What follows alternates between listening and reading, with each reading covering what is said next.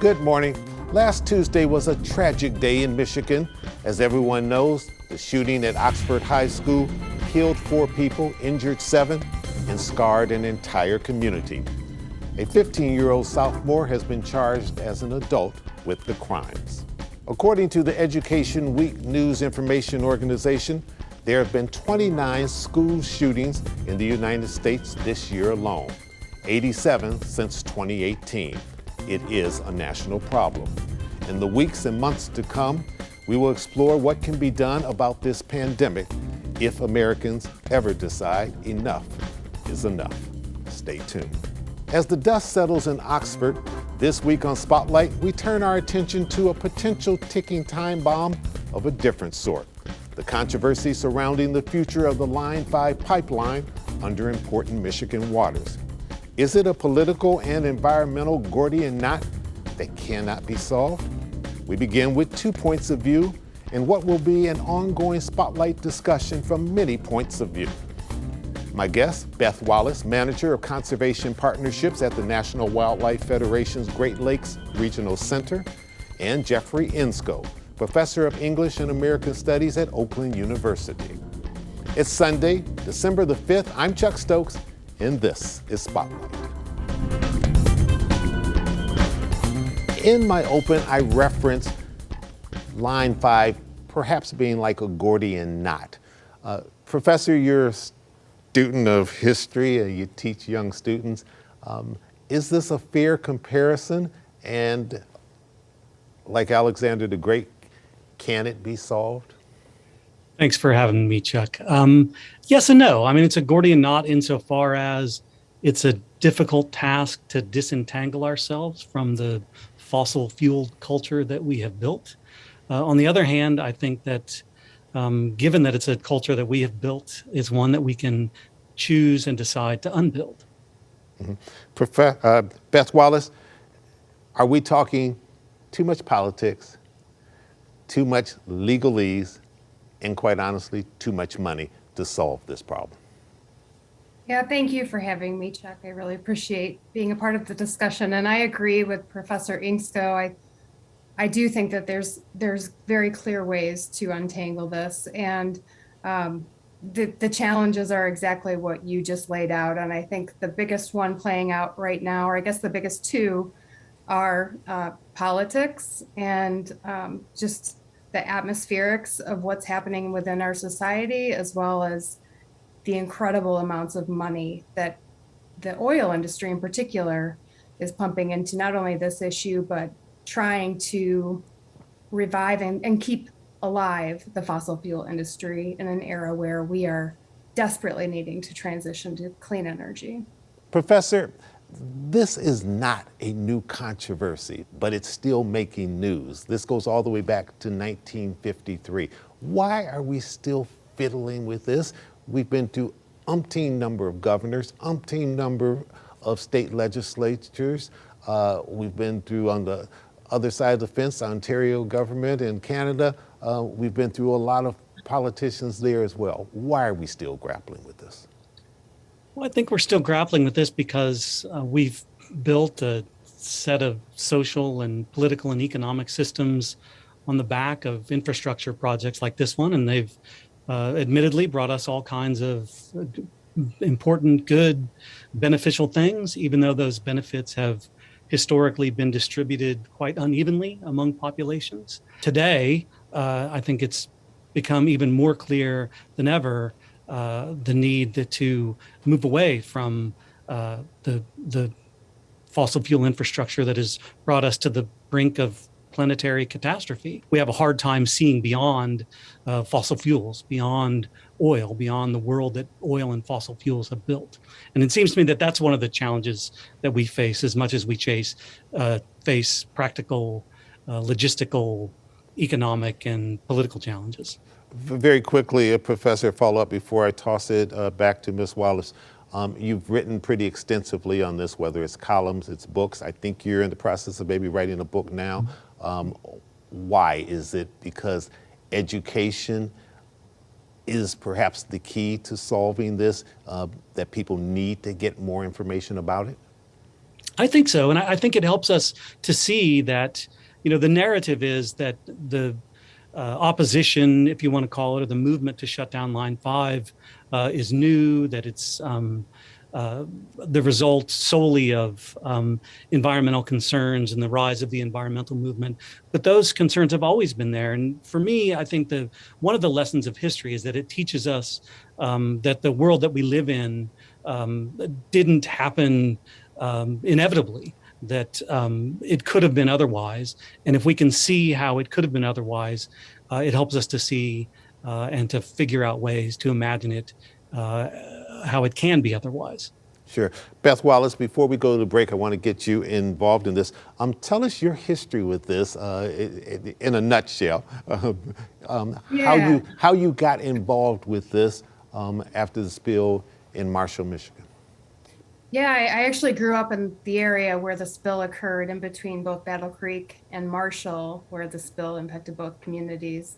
And at the time, I was working for the National Wildlife Federation, and we were looking at pipelines. Keystone XL was a major issue at the time, and spill seemed far-fetched to our Great Lakes Regional Office, but a concern. And then, within weeks of working on that issue, we had one of the largest inland oil spills in U.S. history, the most costly for sure.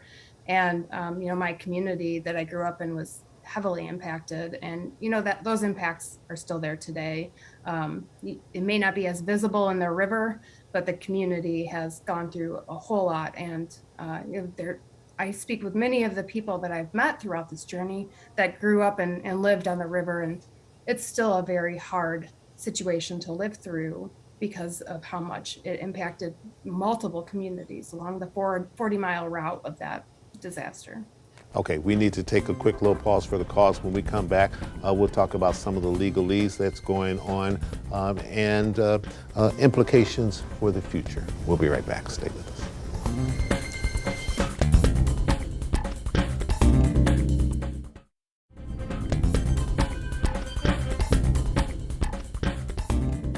And welcome back to Spotlight. Very quickly, Beth Wallace, you believe unequivocally that Line 5 should be shut down? Yes, and this was a really hard decision for the National Wildlife Federation to come to. It is not a decision we came to lightly by any means. It was through a year or two worth of research on Line 5 and a lack of transparency from the corporation, and then the revelations that the pipeline is missing protective coating, was never properly supported, has dents that Enbridge didn't discover at the time when they occurred, and so on and so forth. A series of events as we've watched this pipeline and gained the transparency through a lot of really forceful decision makers requiring Enbridge to be forthcoming with the integrity. We came to the conclusion that Line 5 is just in a horrible place. It's the wrong place. And in fact, many leaders throughout the 8 or 9 years we've been working on this, both Republican and Democrat, have said there's no way Line 5 would exist today. And it needs to be removed as soon as possible. Sure. Professor, do you agree with that, or you have a slightly different opinion? No, I agree with it. And I agree with it not just because of the danger that it poses to the Great Lakes, but also because we live in a different time now. And, in the 1950s, during the period when we were expanding fossil fuel use and building all the apparatuses that go along with it, we did things that we clearly wouldn't do today, in the same way that we used to build houses with lead paint in them, and we know better now. And I think the second reason for me, it's not just because of the environmental concerns that I share, but it's also because we're at a moment in time where we need to figure out ways to build worlds that are not emitting greenhouse gases. And the thing that is powerful about Line 5 for me is that it is an example of citizens, business leaders, politicians, and others coming together and deciding to commence dismantling the infrastructures that have led to devastating global warming. Governor Snyder tried to broker a deal on this, set up a special commission, talked about trying to create a tunnel that you could put around it that would provide more safety. I talked with Governor Jim Blanchard not terribly long ago. Two-term governor of this state, was also ambassador to Canada, so he has seen it from both sides, and I believe a former board member of Enbridge, the Canadian company. I asked him point blankly, should it be shut down? He said, no, it's too important for both countries to be shut down. Reaction? Yeah, I respectfully disagree with that conclusion, and many experts have also disagreed with that conclusion, including experts that Enbridge paid for and experts that the former governor Snyder hired to look at this. They have said very clearly that a shutdown of Line 5, an orderly shutdown of Line 5 is absolutely achievable. It would be a matter of cents to the gallon of an impact, if any at all. For propane, no noticeable impact within the price fluctuations of that issue. And then if you compare that to Enbridge's current legal arguments, which is to run Line 5 until there's an emergency, so until there's a failure, we're not only having to potentially deal with the claims that they're exaggerating in the media about an impact for a shutdown, but we're also having to deal with an ecological disaster. And many experts have also put an ecological disaster of a spill in the Great Lakes at around $45 billion worth of potential costs to not only our economy, but the ecology of our region, which is incredibly important. Professor Insko, bring us up to date where we stand right now, because this has gone back and forth between the federal government, the state of Michigan. The Biden administration recently said that it's not going to shut it down. Is this a situation in which we're pitting Governor Whitmer, a Democrat, against a Democratic president here? Her job is to protect the great state of Michigan. She certainly has taken various actions. Some are saying maybe she's not been as aggressive as she should be, as well as Michigan's Attorney General Dana Nessel. Where are we right now? Because we know they've just pulled it back to the state of Michigan. Yes, well, part of the case is heading to federal court, but Governor Whitmer pulled out her suit so that it receives a hearing in state court. And I'm not sure what the Biden administration is thinking. I mean, my sense is that they want to remain as agnostic as possible so as not to to get themselves bogged down in political quagmires. And Canada's one of our strongest allies. And part of the argument here is that this is not just for the state of Michigan control, that this is international pipeline. And my sense is, and this is speculation, that for those reasons, the Biden administration would just as soon see it get a hearing in state court. And I think the question that's interesting there is, an old question about state authority versus federal authority. The Whitmer administration and Dana Nessel have emphasized all along that this is a state matter because it is the enforcement of the state authority over the bottomlands, and it's the easement that entered into with Enbridge. And Enbridge wants to argue that it's a matter of federal jurisdiction over pipeline safety. But that question specifically about the state enforcement of an easement that may or may not have to do with safety issues that fall under federal jurisdiction is not one that any court has ever heard before. So in that way, it's kind of an interesting legal question that has yet to get a full hearing in any court. All right, I need to take another quick little pause here. When we come back, Beth, I want you to talk about the possible environmental impact of all of this, and we'll look at what some alternatives may be if indeed it is shut down. We'll be right back. Stay with us.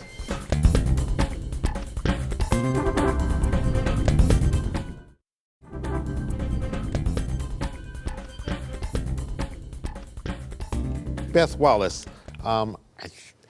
you put out the famous report about the sunken hazard report some years ago, got a lot of people's attention. I think I've read on your website that more than a third of the U.S. fish and wildlife species are at risk here. Expound upon that. Yeah, the real issue and what is at the heart of what the governor's case was is that Line 5 is in a horrible location. In fact, University of Michigan scientists have said it's the worst possible location for a pipeline because of the currents. The currents oscillate back and forth every few days. They're unpredictable in the directions they flow, and they're 10 times that of Niagara Falls. And then you add on, we have 6 months of the year that are covered in ice in that location. The currents still move, and you will still have spread of oil. So there's no question that this pipeline is in a horrible location, and it's information we just didn't know in 1953, which is why many people say that this pipeline would have never been built today. But if a spill does occur, the University of Michigan has also said with simulations that up to 700 miles of shoreline could be impacted in both the US and Canada. This includes dozens of water intakes for millions of people, many of which don't have alternative water supply options because they've already gone to alternative supply options in the Great Lakes. And so it's just a really dire situation where we have a risk that has the potential not only for ecological impacts, but economical and fresh drinking water impacts.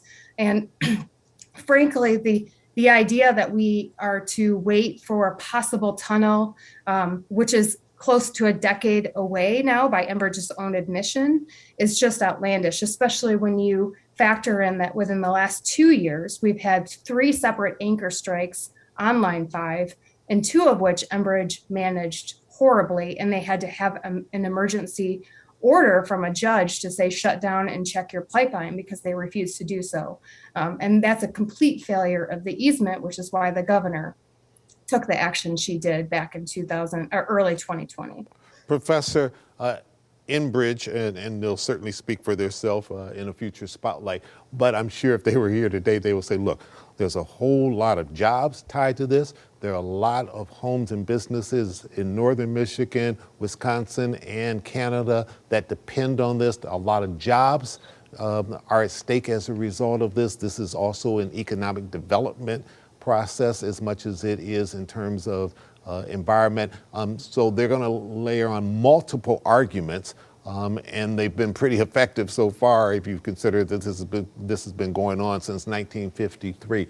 The jobs question, it's a complicated and difficult one that always comes up. And it is, I think, maybe in some ways the primary source of inertia when it comes to weaning ourselves off of fossil fuels. But the reality is, and the fact is that we have known now for decades, and the industry has known for decades of the pressing need to stop sending greenhouse gases into the atmosphere, and the power of the economic might and power of the oil and gas industry has prevented political action. A lack of political will on the part of elected officials has prevented action, and it's brought us to a moment where things seem desperate.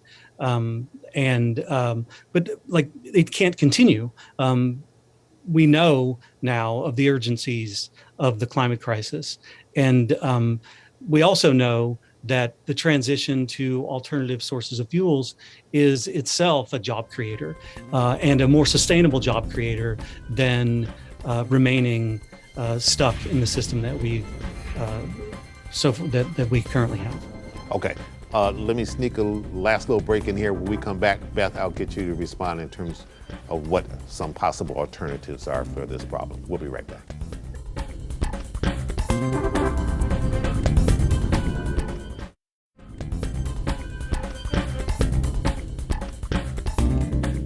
Beth, I know I wanted to get you to respond in terms of what you see as alternatives if indeed the pipeline is ever shut down.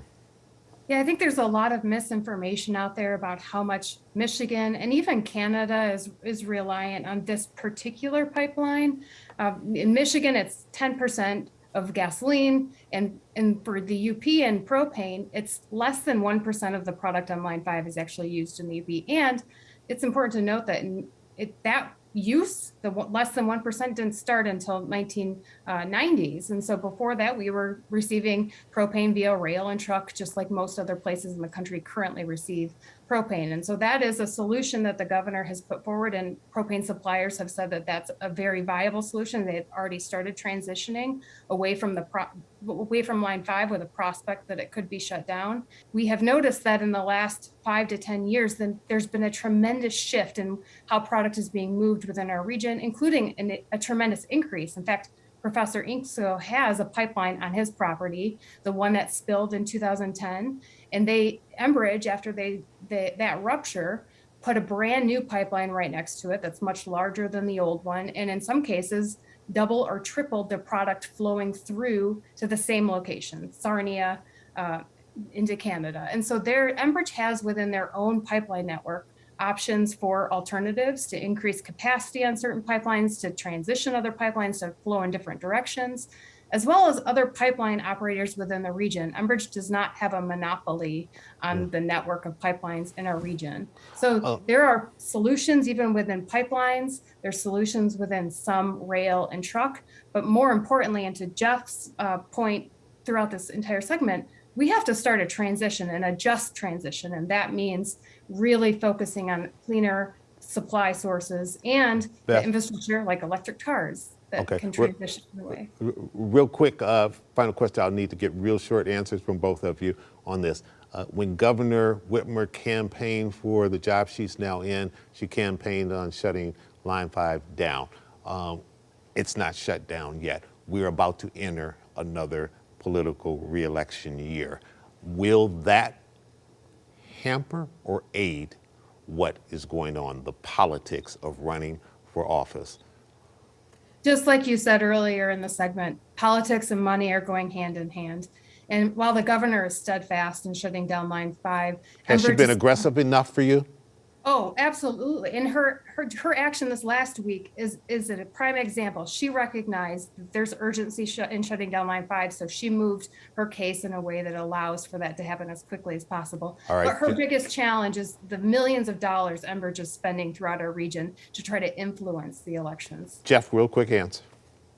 Yes, the governor's remained steadfast. She's thinking about the future and the energy future. She's thinking about the sovereign rights of indigenous peoples. She's thinking about protecting the environment, and she's going to be on the right side of history.